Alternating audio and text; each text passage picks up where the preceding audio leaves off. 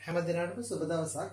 පුතේ අද දවසේත් අපි සාකච්ඡා කරන්නේ මූල්‍ය ප්‍රකාශ ගැලපුම් කියන විෂයකයේ යටතේ නැත්නම් මේ විෂය කොටස යටතේ තියෙන එක් ගැලපුමක් වල ගැලපුම් දෙකක් වගේ මේක. ඒ තමයි සේවක අර්ථ සාධක අරමුදල සහ සේවක බාරකාර අරමුදල ගැලපීම. ඒතර මේක කොටස් දෙකක් අපි සරලව කියන්නේ EPF සහ ETF කියලා භාවිතයේ පහසුවට. මෙතෙන්දී අපි කතා කරන්නේ සේවක අර්ථ සාධක අරමුදල. ETF කියලා කියන පුතේ සේවක බාරකාර අරමුදල.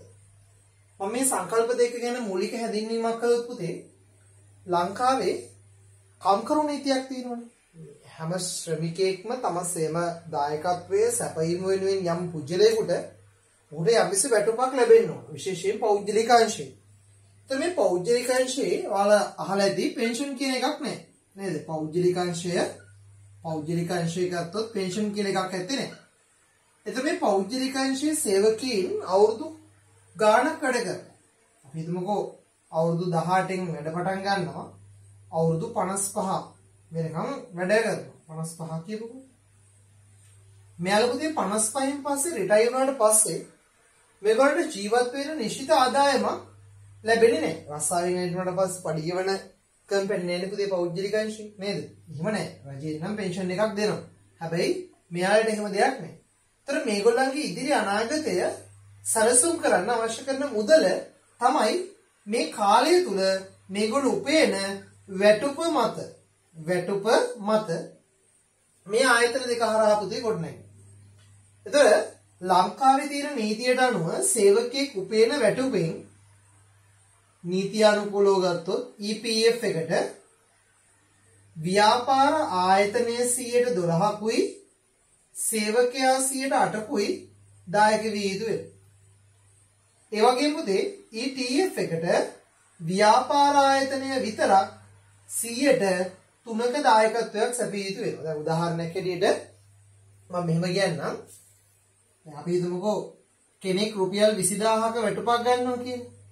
එයා වෙනුවෙන් පුතේ ව්‍යාපාර ආයතනය 112ක්, ඒ කියන්නේ රුපියල් 2400ක් මාසිකව මේ EPF අරමුදලට යවනවා.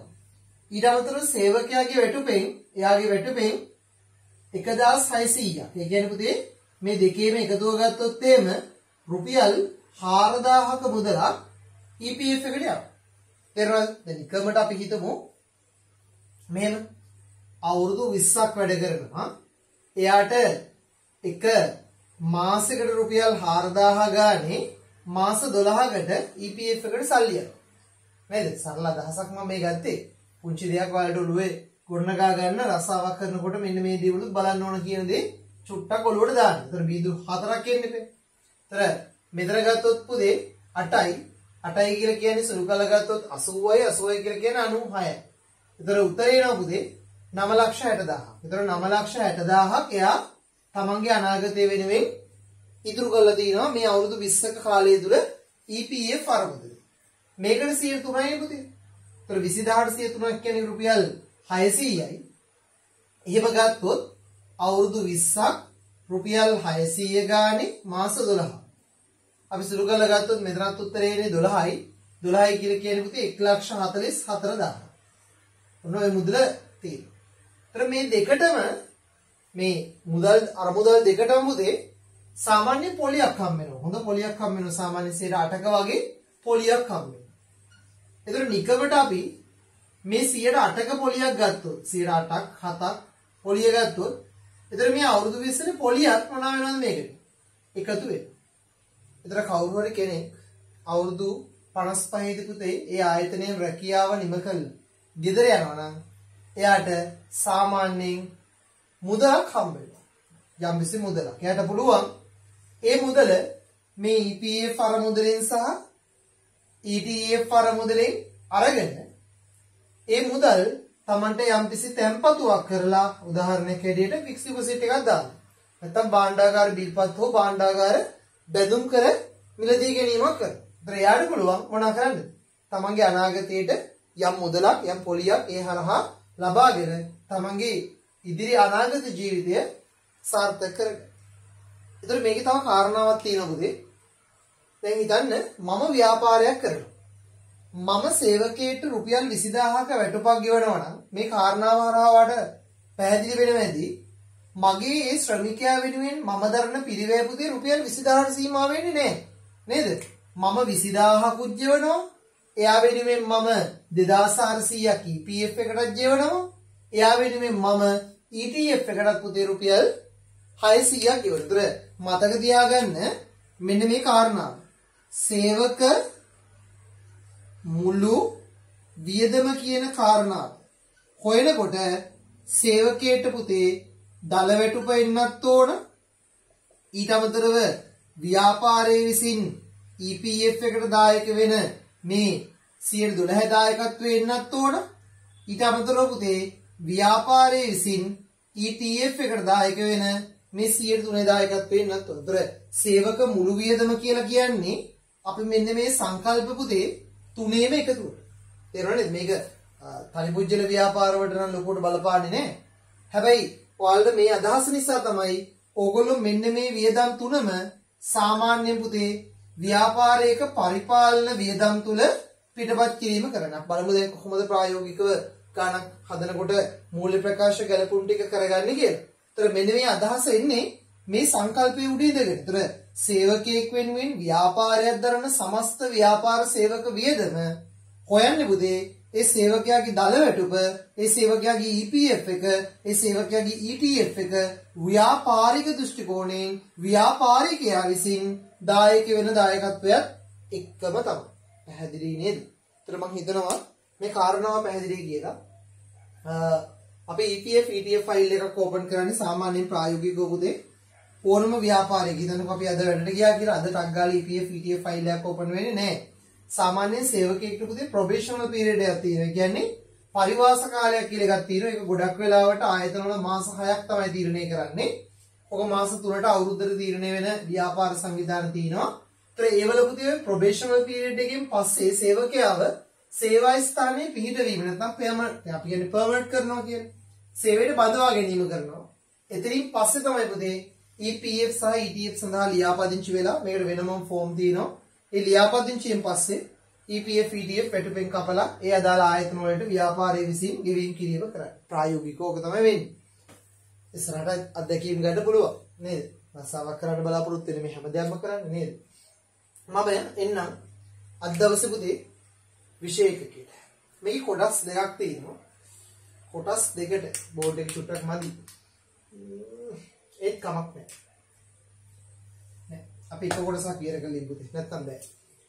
සමහර වෙලාවට පුතේ ඔයාලගේ ශේෂ පිරික්සුමේ ව්‍යාපාරික සේවක දල වැටුප දෙන්න. සේවකයාගේ මොන වැටුපද පුතේ දෙන්නේ? දල වැටුප දෙන්න. සමහර වෙලාවට සුද්ධ වැටුප දෙනවා. ඒක ගැන මම කතා කරන්නම් ඉස්සරහට. පුතේ සේවකයාගේ දල වැටුප දුන්නොත් ඒ ගැළපිල්ලක ඔයගලන්ගේ අතිරේක තොරතුරු වල කියන්න පුළුවන්. සේවකයාගේ ව්‍යාපාරික දල වැටුප මත EPF දායකත්වය ව්‍යාපාර ආයතනය විසින් 15%යි ව්‍යාපාර සේවකයා විසින් 10%යි. කොහොම තමයි කියන්නේ. අර 12% කියන කතාව පුතේ ප්‍රායෝගිකව සුළු කරගන්න අමාරු නිසා ඔයගලන් දෙන්නේ 15% 10%. හැබැයි මේක වෙනස් වෙන්න පුළුවන්. මේක නිශ්චිත නෑ. හැම වාරකම 15%යි 10%යි නෙමෙයි. ඒක ඉතින් ගානේ හැටියට තමයි අපි තීරණය කරගන්න ඕන. ETF එක නම් ගොඩක් වෙලාවට වෙනස් වෙන්නේ නෑ පුතේ. ඒක දායක වෙන ව්‍යාපාරයේ 3%ම තමයි.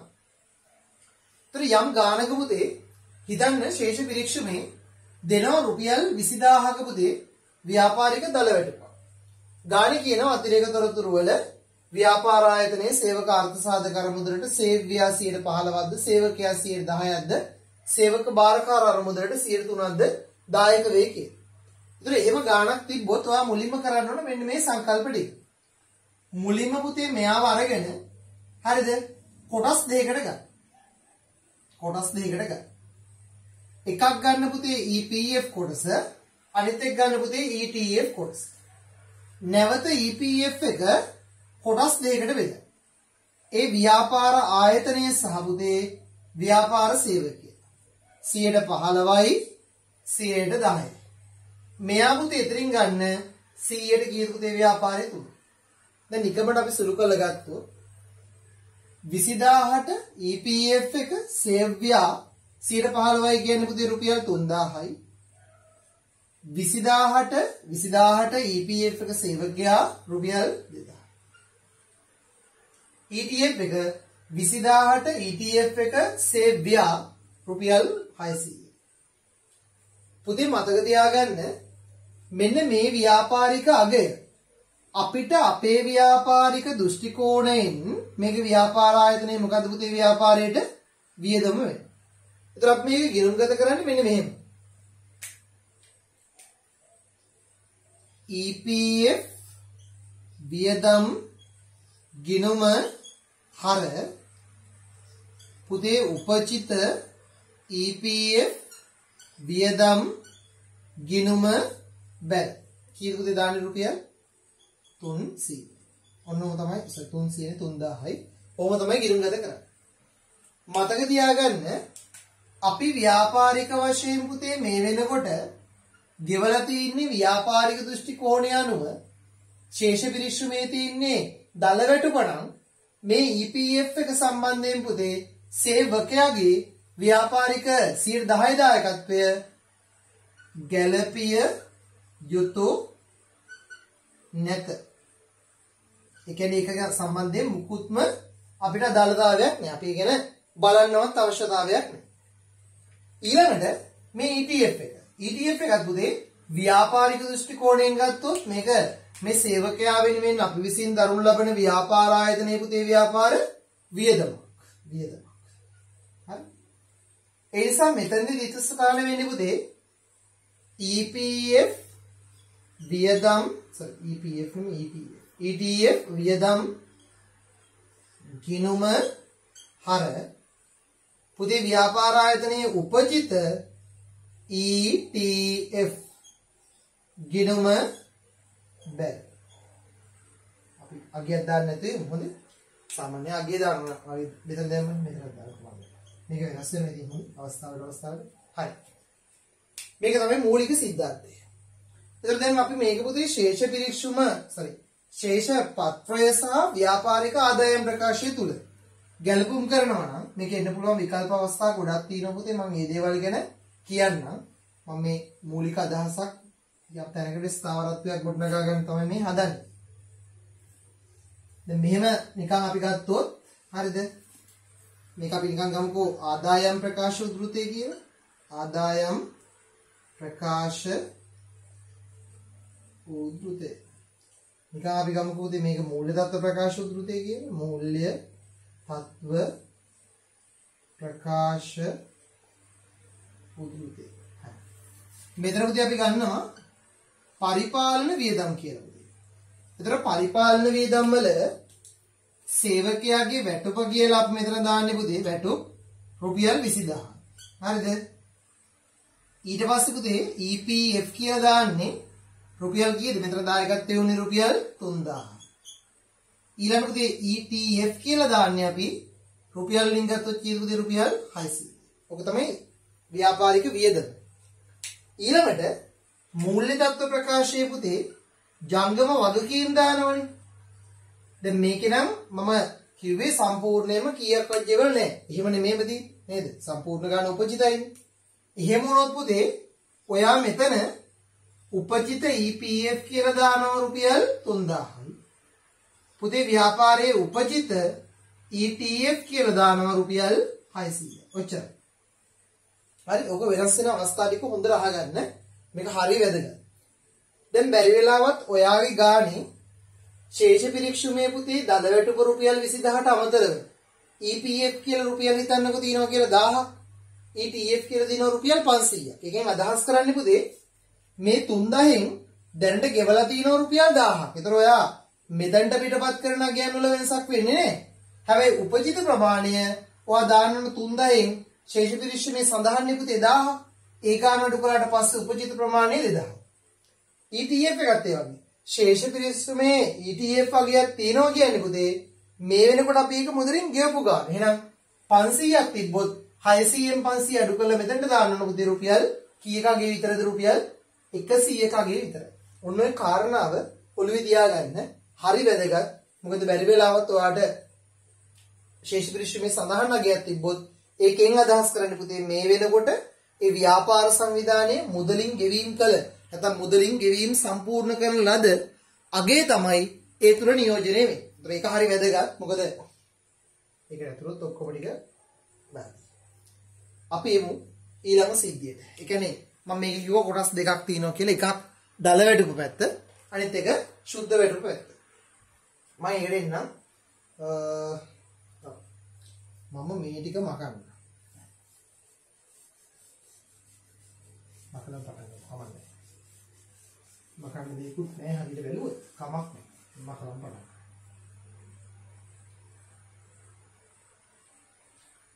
දැන් මොකද සිද්ධිය අපිට ගන්න පුතේ ජංගම වගකීම් සහ මේ ව්‍යාපාරික පරිපාලන වියදම් වල බලපෑම තමයි අහන්නේ. දැන් හිතන්නකෝ ශේෂ පිරික්ෂමේ තියෙනවා. හරිද? මම මෙහෙම ලියන්නම්. හිතන්න පුතේ මේ තියෙන ව්‍යාපාරික ශේෂ පිරික්ෂමේ අගයන් ටික. ශේෂ පිරික්ෂම අගයන් ටික. මෙතන ලියවහම බෝඩ් එක පේනව නේද? කොටම කලින් පේනවා. පුතේ ශේෂ පිරික්ෂමේ අගයන් ටික තියෙනවා මෙන්න මෙහෙම. සුද්ධ වැටුප කියලා තියෙනවා. සුද්ධ වැටුප රුපියල් 18000ක්. 18000ක් තියෙනවා. ඊළඟට EPF කියලා තියෙනවා පුතේ රුපියල් 2000ක්. ශේෂ පිරික්ෂමේ පුතේ ETF කියලා තියෙනවා රුපියල් 500ක්. හරිද? හරි. ඊට අමතරව ඔයාලගේ මූල්‍ය ප්‍රකාශ ගැළපෙලිවල කියනවා මූල්‍ය ප්‍රකාශ ගැලපුම් වල කියනවා EPF එකට ව්‍යාපාරයේ 15%යි සේවකයා 10%යි දායක වෙනවා කියලා. ETF එකට ව්‍යාපාර ආයතනයේ විසින් 3%ක් දායක වෙනවා කියලා කියනවා. දැන් ඔයා ගාන පටන් ගන්න පුතේ මොන වැටුපෙන්ද ව්‍යාපාරික සුද්ධ වැටුපෙන්. ඔයා පටන් ගන්න සුද්ධ වැටුප. ඔයාගේ පළවෙනි රාජකාරිය තමයි ඔයා ඒක කන්වර්ට් කරන්න ඕනේ. කියන්නේ පරිවර්තනය කර ගන්න ඕන දල වැටුප බවට. කොහොමද ඒක කරන්නේ පුතේ? පුතේ ව්‍යාපාරික සුද්ධ වැටුප කියන සාධකයේ හොයන්නේ. මෙන්න මෙයාව හොයන්නේ 100%ෙන් 110ක් EPF අඩු කළාට පස්සේ කියන්නේ සුද්ධ වැටුප සමාන වෙන්නේ 100ට කීයද පුතේ ව්‍යාපාරික 90ට. පැහැදිලිද? සුද්ධ වැටුප සමාන වෙන්නේ 90ට. ඒතර මේ 18000 ඒ කියන්නේ පුතේ මේ ලැබෙන රුපියල් 18000 සමාන 100ට කීයද පුතේ ව්‍යාපාර 90ට. එහෙනම් ඔයාලට පුළුවන් සුද්ධ වැටුප දල වැටුප බවට පත් කරන්න 18000 90ෙන් බෙදලා වැඩි කරනවා 100. ඒතර පුතේ අගය සම්පූර්ණ වෙනවා හරියටම රුපියල් කීයද ව්‍යාපාරයේ 20000. ඒක නෙමෙයි මෙතන කතාව. මේක හොයාගන්න එක නෙමෙයි වැඩි. මෙන්න මේකයි පුතේ වැඩි. මෙතනින් දුවනවා මෙන්න මේ පැත්තට. EPF එකට යනවා ETF එකට යනවා. පුතේ පෙර පරිදිම තමයි EPF සහ ETF වලට ව්‍යාපාරයේ දායක වෙනවා 15%, සේවකයා දායක වෙනවා පුතේ 10%. ETF එකට ව්‍යාපාරයේ දායක වෙනවා පුතේ 3%. සංඛ්‍යාත්මක වශයෙන් ගත්තොත් රුපියල් 3000යි, පුතේ රුපියල් 2000යි, පුතේ රුපියල් 600යි. මතක තියාගන්න මෙන්න මෙතනදී මේ රුපියල් 300 එක පැත්තකින් ව්‍යාපාරයට වියදම අනිත් පැත්තෙන් ගෙවනකම් වගකීම. මේ ව්‍යාපාර ආයතනයේ පුතේ සේවකයාගේ වියදම, සේවකයාගේ පෞද්ගලික වියදම කොහොම කළත් අපිට අදාළ වියදමක්ද? නෑනේ. සේවකයට වැටුප් ගෙවුවට පස්සේ එයා යන ගමන් වයිට් තෑග්ගක් කරගෙන ඒක පුතේ බැංක් ව්‍යාපාරයේ සල්ලි වලින් අඩු වෙනවද? එහෙම නෑ. වයිට් තෑග්ග ගින්නකොට ව්‍යාපාරයේ සල්ලි වලින් අඩු වුණොත් එහෙම ඌ හැමදාම වයිට් සල්ලි ගිහින් මේ තෑග්ග ගිහින් දිදී ඉන්නවා. ඒක වෙන්නේ නෑ. තමන් පෞද්ගලිකව දරන වියදම් එයාගේ වියදමක් විසක වෙන කෙනෙක්ගේ වියදමක් වෙන්නේ නෑ. ඊළඟ කාරණාව ඊළඟ සංකල්පය තමයි මේක අර වියදමක් නෙමෙයි. ඔන්න මම කැපුවා. කොහොම කරත් අපිට ඒක අදාළතාවයක් නෑ. හැබැයි අපි සේවකයාට පුතේ ගෙවලා තින්නේ සුද්ධ වැටුපණ. සුද්ධ වැටුපණ විතරයි. හරි සුද්ධ වැටුපණ විතරයි. මෙන්න මේ සුද්ධ වැටුප ගෙවීම කරොත් බැරි වෙලාවත් අපි එයාගේ වැටුප ගෙවලා තින්නේ මේ ගාණ අඩු කළානේ. ඒ නිසා අපිට ඒක මොකක් බවට පත් වෙනවද? වගකීමක් බවට පත් වෙනවා. ඒතර වගකීම තියෙනවා රුපියල් වලින් ගත්තොත් රුපියල් කොච්චරයිද? 2000. අනිත් පැත්තෙන් ETF එක පුතේ එක පැත්තකින් වියදම අනිත් පැත්තෙන් ව්‍යාපාරයේ වගකීම. හරිද? දැන් මේවල ද්විත්ව සටහන වල වෙනසක් නැහැ පුතේ. හොඳේ. මෙයා ඉස්සෙල්ල විදියම තමයි EPF වියදම් ගිණුම හර උපජිත EPF ගිණුම බැර. මෙයා ETF වියදම් ගිණුම හර උපජිත ETF ගිණුම බැර. ද්විත්ව සටහන වල වෙනසක් නැහැ. දැන් මේ වගේ සම්බන්ධතාවයක් තියෙනවා. ඔයා පුතේ ඔයාගේ ව්‍යාපාරික ආදායම් ප්‍රකාශ උද්ෘතය නැත්නම් ආදායම් ප්‍රකාශයේ පරිපාලන වියදම් ගොඩනගනකොට ඔයා ගොඩනගන්නේ දල වැටුප 20000. ඔයා කොහොමද දාන්නේ මෙතන දල වැටුප? ඔයාගේ වියදම EPF එක වියදම කීයද පුතේ? රුපියල් 3000. ඔයාගේ වියදම ඔයාගේ කියලා කියන්නේ ව්‍යාපාරේ රුපියල් 600 දානවා මෙතන. ඔන්න මේ ටික වෙනසක් නැහැ. වෙනසෙන්නේ මෙතන. වෙනසෙන්නේ පුතේ කොහොමද? දැන් අපි ගෙවන්න තියෙනෝනේ අපේ පැත්තෙන් ගත්තොත් රුපියල් 3000කුයි සේවකයාගේකත් අපි අඩු කරගෙන තියෙනවා රුපියල් 2000ක් ඔක්කොම. එහෙනම් පුතේ අපිට ව්‍යාපාරික උපජිත EPF බවට පත් වෙනවා කීයද? රුපියල් 5000. දැන් මේක කියනවා රුපියල් 2000ක් ගෙවලා ශේෂ පිරිශ්‍රමයේ සඳහන් කියවනේ 2000. එහෙම නැති වුණා නම් ඔයා කෙලින්ම උපජිත EPF කියලා මෙතන දානකොට දාන්නේ රුපියල් 5000. හැබැයි දැන් පුතේ ගෙවු මුදල තියෙන නිසා ගෙවු මුදල රුපියල් 2000ක් තියෙන නිසා ඔයාට පුළුවන් අගය රුපියල් කීයක් දාන්නද මෙතන? 3000ක් දාන්න. හැබැයි තිබ්බේ නැත්තම් එහෙම අගයක් ශේෂ පිරිශ්‍රමයේ සමස්ත අගය දාන්නේ කීයද? රුපියල් 2000ම තමයි. ඊළඟට ETF එක පුතේ රුපියල් 500. ඒතර මේ ETF එක ගත්තොත් 500 අගය මෙහෙම දානවද රුපියල් 500? නෑ. එහෙනම් ඒකත් කරන්නේ මෙන්න මේ විදිහට. දැනට පුතේ සමස්ත උපජිතේ සමස්ත ව්‍යාපාරික උපජිතය ETF එක ඒ කියන්නේ මෙන්න මේ ව්‍යාපාරික වගකීමගේ රුපියල් කීයද? 600යි. ඒකෙන් ගෙව්වාගේ පුතේ රුපියල් 500යි. දැන් ව්‍යාපාරයේ උපජිත ප්‍රමාණය කීයද? ව්‍යාපාරිකගේ රුපියල් 100යි. ඒතර යම් ගානක ශේෂ පිරික්ෂුම පුතේ සඳහන් අගයක් තිබ්බොත් EPF හෝ ETF සම්බන්ධයෙන් මතක තියාගන්න එහි සඳහන් අගය කියන්නේ අපි දැනට මුදලින් ගෙවීම කරලා තියෙන අගය. ඒතර ඒක අපි අනිවාර්යෙන් අඩු කරලා තමයි වගකීම ගොඩනගනකොට ගොඩනගන්නවා.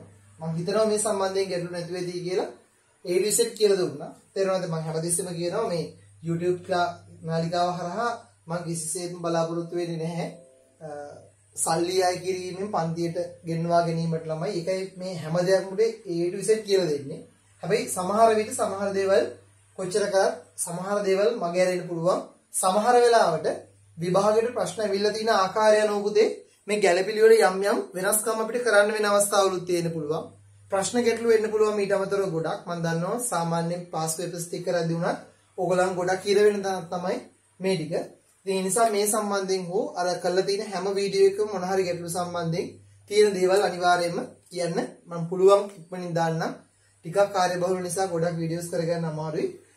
ඕගොල්ලන්ගේ අර බැංකු සෙසුම් ප්‍රකාශකත් කට්ටිය කියලා තිබ්බ දාන්න කියලා මම ඒකත් පුළුවන් තරම් ඉක්මනට දාන්න. එහෙනම් අද දවසේ අපිට පුතේ කතා කරන්න තිබ්බේ EPF සහ ETF සම්බන්ධ ගැළපිල්ල නැත්නම් සේවක ආර්ථ සාධක සහ සේවක බාරකාර මුදල් ගැළපිල්ල මෙතනින් අපි සාකච්ඡා කරලා අවසන් කරනවා. හැමෝටම සුබ දවසක්. අපි ඊළඟට අලුත් වීඩියෝ එකක් එක්ක ආපහු සම්බන්ධ වෙමු. හැමෝම හොඳට වැටි කරගෙන යන්න. හැමදෙස්සෙම පොසිටිව් වයින් තියාගන්න. කිසි වෙලාවක නෙගටිව් හිතන්න එපා. හැම දෙයක්ම පුළුවන් කියන ස්ථාවරත්වයේ ඉන්න. ඒතර ඔයාලට අනිවාර්යෙන් පුළුවන් වෙනවා. ඉතින් හොඳට වැටි කරගෙන යන්න. තව ගැළපිලි කීපේ තියෙන්නේ. අපි ඒක ඉක්මනටම විතර කරගමු. හැමෝටම සුබ දවසක්.